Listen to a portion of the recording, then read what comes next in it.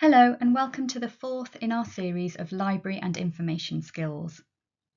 Here we have a work by Tavares Strachan called A Children's History of Invisibility, Night Sky. The artist's work investigates the nature of invisibility in relation to knowledge by thinking about the things that are not being studied, the things that aren't visible, the characters that don't make it into the books, the people that don't make it into the halls of history. It's based on the Encyclopaedia Britannica and explores topics, histories, and people often underknown or overlooked by mainstream society. Strachan questions the nature of truth and reminds us of how recorded history discriminates, and that knowledge, and arguably science, is subjective.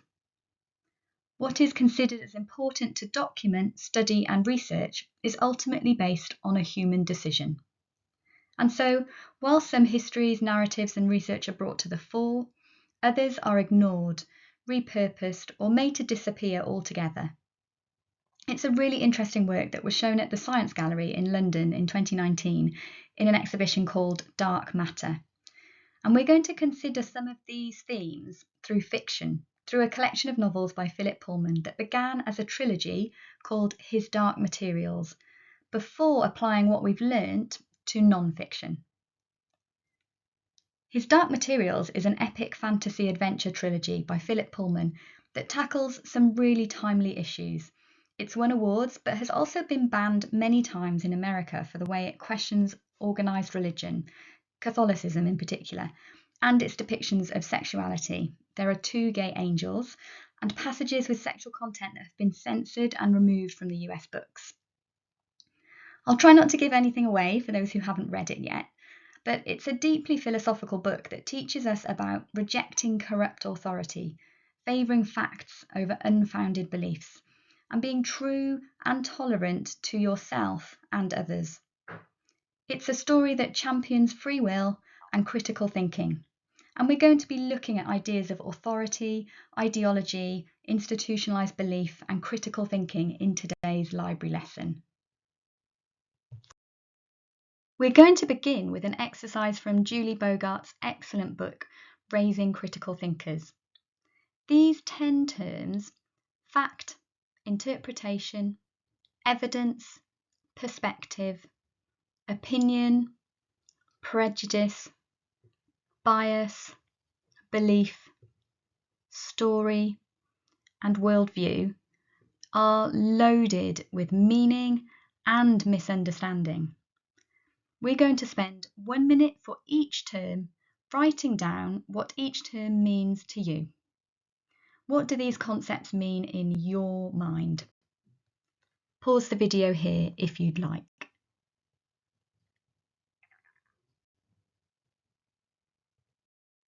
Here is a summary of what Julie Bogart says in her book about each of these terms. Facts are irreducible, indisputable information. For example, the boiling point of water is 100 Celsius. Prove true repeatedly, not probabilities or interpretations.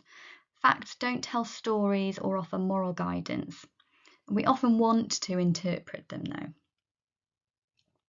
Interpretations, philosophy, history, politics, literature, these subjects all lean towards interpretations.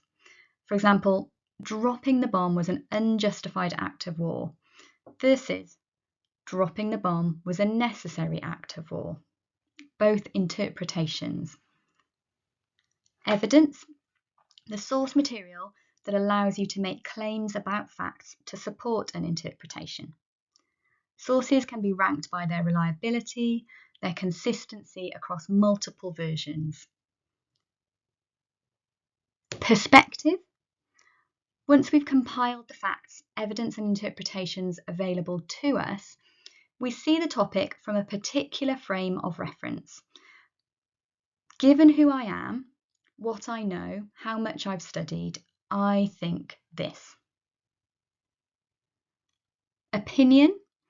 Well, a well-crafted opinion is formed after you've considered a variety of perspectives, examined research, and then reached a conclusion, a judgment based on facts. Prejudice is not based on data. It's based on faulty assumptions that often draw on stereotypes. For example, young boys like to play with trucks and girls don't. Bias, when you use your own experience as the reference point for the view you adopt. And we all have bias. Knowing how to develop well-formed opinions in spite of prejudice and bias is one of the goals of education. Belief, a conviction shaped by religion, identity, and culture. It doesn't rely on evidence, but springs from a cluster of ideas you choose for yourself. Beliefs can often be resistant to facts that contradict them. Story, we don't mean novels in this sense. We put facts, experiences, reason, and logic together to generate stories that affirm someone's place in the world. A narrative bringing together data, opinion, beliefs, perspective to explain reality as we see it. And worldview, simply how you view your world. A perspective is a snapshot in time. A worldview encompasses the totality of what you know and don't know. It's like an unconscious filter for when you read new information. Worldviews can be quite difficult to identify. Now, if you want to be able to distinguish between all of these things and interrogate other people's ideas and your own, you need to be able to be curious without being defensive. You can do this by being a witness to the writer, knowing the writer's perspective exists and how it exists, by allowing their viewpoint a place alongside your own current viewpoint, sitting patiently, reading, being curious, incubating ideas, and by growing your understanding first, critiquing later. When we make room for dissenting viewpoints, we open up space for understanding. So think of perspective in art. Think of it as adding to the many vantage points instead of relying on just one. We're going to compare some extracts from Philip Pullman's His Dark Materials trilogy now. This first extract is from the first book, The Northern Lights, chapter 17. Here we have Mrs. Coulter talking to Lyra Belacqua, our protagonist, about something called dust.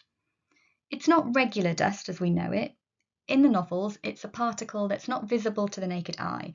It's connected in some way to consciousness and symbolises knowledge and experience. The church associates it with original sin. Mrs. Coulter is head of the General Oblation Board, which investigates dust and conducts experiments on abducted children. And she's an agent of the Magisterium, the Holy Church in Lyra's world, representatives of which censor and suppress heretical material. Mrs. Coulter is also Lyra's estranged mother. Pause to read the extract so my intonation doesn't get in the way of your own interpretation of the text. I'd like you to write down some thoughts about the characters, their perspectives, their viewpoint, your viewpoint, and what you understand from the extract. The next extract is from the first book again, chapter 21, and here we have Lord Asriel explaining to Lyra what dust is. Lord Asriel is an explorer.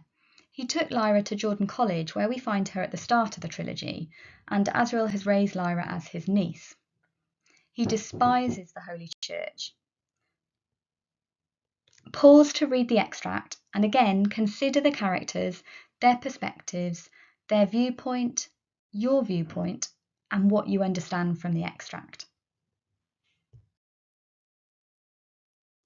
The final extract is from the second book of the trilogy, The Subtle Knife, chapter 4.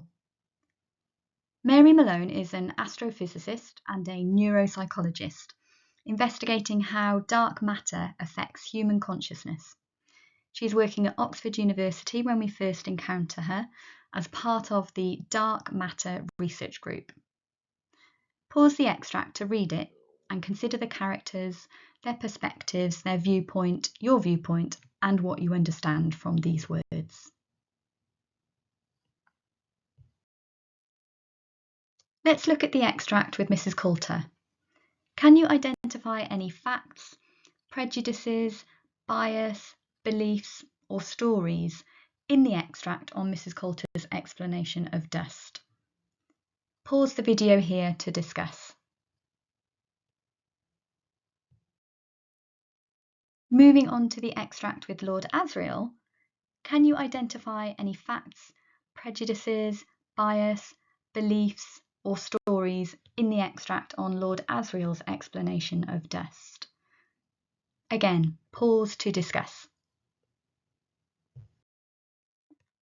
Moving on to Mary Malone's explanation of dust, what can you identify here?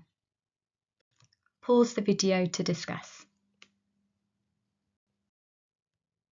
Going back to Strachan, thinking about the things that are not being considered, the things that aren't visible, how recorded history discriminates, and the idea that knowledge is subjective, and taking that position in his Dark Materials that prioritises free thought, unhindered by institutionalised belief and grounded in tolerance to yourself and others, as well as a wonder for the infinite universes of others' lives and experiences. Let's practice our critical thinking skills with some very real instances of narrative that you will be tested with every single day. Here are a selection of news articles on a theme. In a minute, you're going to select 2 or 3 news articles. Note the facts in the articles. Are there any relevant facts missing from any of the articles? Notice where the facts are placed in each article. Are they at the start, the middle, at the end, or strewn throughout? List the facts in the order they appear, without interpreting them. Does the sequence of facts say anything about the priorities in the articles? Identifying the facts first helps to neutralise the influence of the writer's interpretation. And think about what else you notice about the way in which your news articles are presented. Think about interpretation, evidence, perspective, opinion, prejudice, bias, belief, story, and worldview.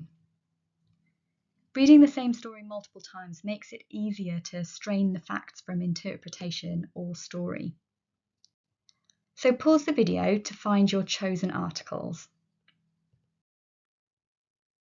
And now complete the activity. You'll find the main points to consider on the screen here.